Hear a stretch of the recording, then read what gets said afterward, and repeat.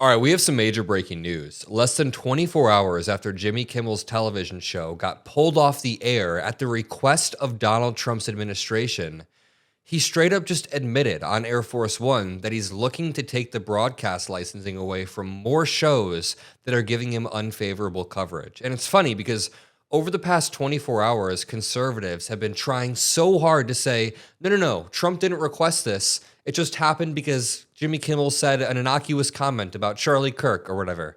But no, Trump came out and himself admitted that he's the one that is okay with this happening. He's requesting this to happen, and he wants more shows to get their broadcast license to get pulled unless they give him just purely favorable coverage, like Fox News, state regime media, Fox News.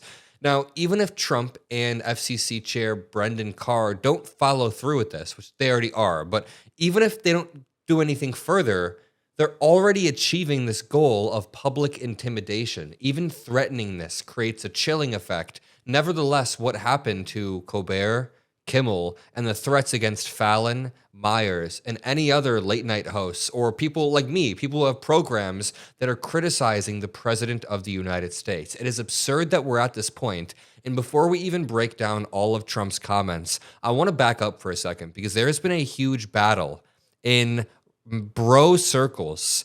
Barstool Sports owner Dave Portnoy said right after the assassination of Charlie Kirk that part of this is Trump's fault because he's always amping up the temperature. Then Dave Portnoy walked it back, and now he's getting called out by people that work for him saying, the right are the biggest group of pussies that have ever existed. That's what they're saying. Let me walk you through this. This is the first clip from Dave Portnoy. I do wonder whether, culture has changed. Obviously, Trump has broken a lot of brains. And the reason when he ran, I was like, a lot of his policies, I agree with. I think he's so divisive, it tears the country apart. Trump, and when I say Trump has a huge part in it, I don't necessarily mean he's to blame for it, but he's so divisive without really even just his face is like divisive. Like people hate him so much. And the left and the right, the rhetoric, especially to me, the left, is insane. And it just boils. All right, so the right tore him up for that because he essentially stumbled onto the truth and said Trump is so incredibly divisive over and over that he does have a part to play in it. Then Dave Portnoy walked that back, and Kirk Minahan, who was on the show to the right, calls him out. Listen, this is great. I always do the left. No, right now in 2025 at 10:06 on September 18th, the extreme right are the biggest group of pussies that has ever existed in America. Because people with green hair at Starbucks, and because once in a while a fucking guy swam against girls, you fucking pussies have broken in half, led by the duo of Donald Trump and consequence culture Portnoy, who is just waving his arms at the right to like him again after the thing last week where he said it was Trump's fault, privately and publicly, that Charlie Kirk died. Now he's like, I got to get them back. Typical, I will say, fits the tribe profile. I love the energy here, and I love how he's pointing out the double standards, how the President of the United States can be divisive in a top-down way, saying he's going to invade cities, saying the radical left lunatics are taking our country over, spreading election fraud lies. But when some random college student with dyed hair says something that's kind of off because they're still trying to figure out what they believe, all of a sudden that is the end of the West, according to Elon Musk and Stephen Miller and J.D. Vance.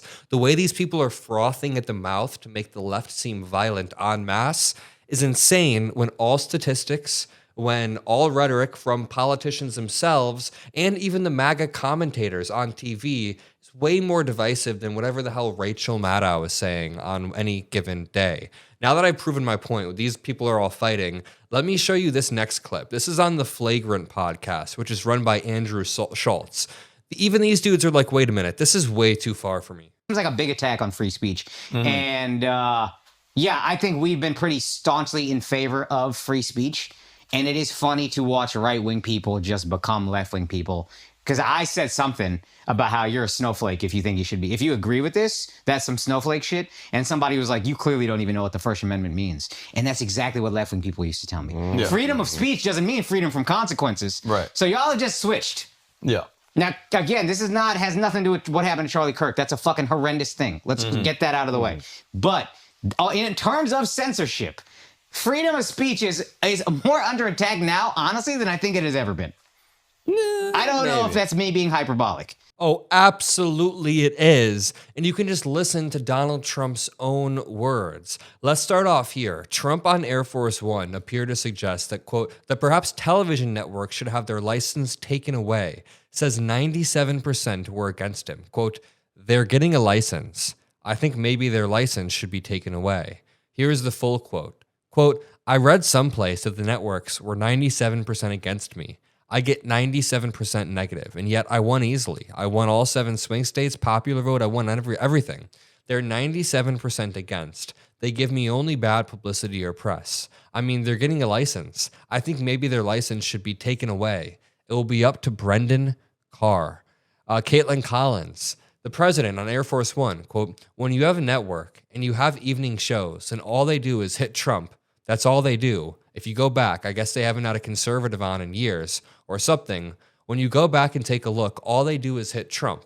They're licensed. They're not allowed to do that. So he's just sitting here and claiming that people aren't allowed to, quote unquote, hit Trump, meaning criticize somebody who's running for the president of the United States. Now, that's why Kirk Moynihan is saying these people are so incredibly sensitive. And let me show you the tweet that Dave Portnoy is blowing up for right now. This got 21 million views because Dave Portnoy, the president of Barstool Sports, a MAGA type bro who is still like slightly winnable because he's pro-choice and he says that liberals are right on some things, but he agrees with Trump on some things. All of this, he said, quote, with Kimmel getting canned, I'm seeing lots of people talking about the hypocrisy of cancel culture. To me, cancel culture is when people go out of their way to dig up old tweets, videos, etc., looking for dirt on somebody they don't like in an effort to get them fired. Like if Kimmel got canceled for what he did on The Man Show, that would be cancel culture. But when a person says something that a ton of people find offensive, rude, dumb, in real time, and that person is punished, and it's not cancel culture. Okay, there's so many places I could start here, but as Kyle Klinsky says, getting fired for old jokes equals bad, cancel culture. But getting fired for new jokes is good, consequence culture. He said, shut the hell up. Representative Eric Swalwell said he's a comedian. Mike Nellis said, if ABC, as Kimmel's employer, had an issue with something he said, that's one thing. But that is not what happened. Trump and the FCC, from the very top, threatened to revoke their license if they didn't take action and suspend him. That is what it is upsetting. You can't just be doing that as the president of the United States. Wick says, you're right. This isn't cancel culture. It's much, much worse. It is the government threatening retaliation unless ABC got rid of Kimmel. You know, my problem with what Dave Portnoy is saying is like, he's not even accurately describing what was happening 4 or 5 years ago. I've always said that if we're digging up people's tweets from 10 to 12 years ago and trying to get them fired because of that, then that's really dumb. If somebody made an edgy joke in 2011, we shouldn't get them fired or get their college scholarship revoked. Stuff like that was going on in like 2022 or whatever. It's dumb. We should say that that's dumb. But a lot of people were getting fired throughout the BLM protests for real reasons. I remember this vividly. I was having a debate with my friends because somebody on the internet got fired for doing a fake kneel on their friend's neck. People were doing this thing where they were reenacting the kneel on George Floyd's death, you know, when he got murdered on camera. And if you remember, these people who were recreating the kneels would then get fired.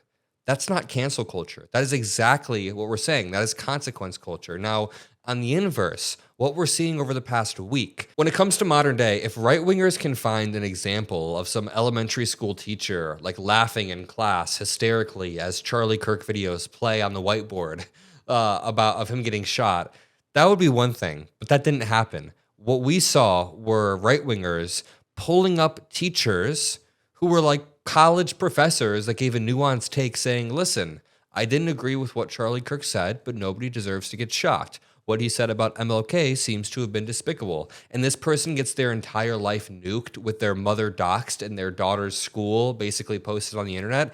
That is insane. And Dave Portnoy is very clearly trying to sprint back to the right after he said this a few weeks back, that Trump does. Trump has a huge part in it. I don't necessarily mean he's to blame for it, but he's so divisive. People know that Trump is divisive. People absolutely know. I'm going to leave it at that. If you appreciate the videos we make sure you're subscribed to the Adam Mockler feed. I love you all.